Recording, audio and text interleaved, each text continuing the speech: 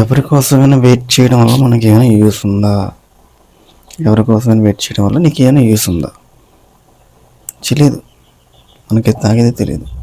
నా చుట్టూ ఏమవుతుందో తెలియదు, నాకు ఏమవుతుందో తెలియదు, ఎవరు ఏం చేస్తున్నారో తెలియదు, ఏం తెలియట్లేదు.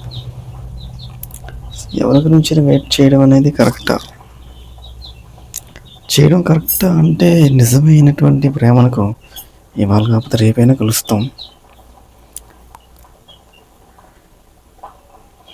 ఒకవేళ నిజమైన ప్రేమ కాదనుకో, కలవం అంతే.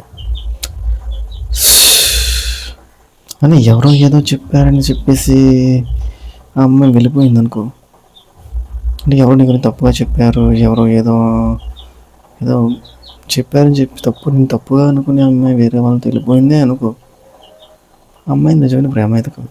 నిజమైన ప్రేమ అయితే ఇక్కడికి వస్తుంది, ఏది నిజం ఏది అబద్ధం తెలుసుకుంటుంది. అప్పుడు నిజమే తప్పు అయినా సరే ఆ తప్పు సరిదిద్దుకొని చెప్పేసి నేను మార్చి నీతోనే ఉంటుంది, కానీ వేరే వాళ్ళు వెళ్ళిపోయిందంటే అమ్మాయి నిజమైన ప్రేమ కాదు. అలాంటి వాళ్ళ కోసం ఆలోచించుకో, ఓకేనా? ఎవరో ఏదో చెప్పి వెళ్ళిపోవడం ఏంటి, ఎవరో ఏదో అనుకుంటే వెళ్ళిపోవడం ఏంటి?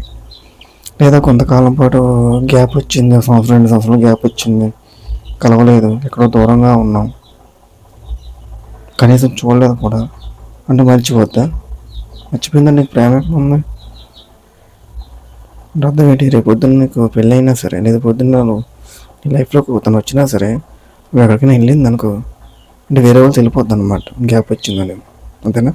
లేదా ఇంకెవరు ఏదో చెప్పారని చెప్పి వెళ్ళిపోద్ది, అంతేనా? ఇంకెక్కడ ఉంది ప్రేమ? లేదు కదా. సో ఇలాంటివన్నీ వేస్ట్ అవ్వాలి. ఇలాంటి వ్యక్తులను ముందే వదిలేసుకోవడం మంచిది. సరే, మళ్ళీ దాని లైఫ్లో తీసుకొచ్చి నా ఉండు ఉండు ఉండు నా ప్రేమించు ఉండు అని చెప్తావా ఏంటి? వేస్ట్ ఆఫ్ టైం చేసే. ఇలాంటి వ్యక్తుల్ని ఎప్పుడు కూడా ఉంచుకో, ఉపయోగం లేదు.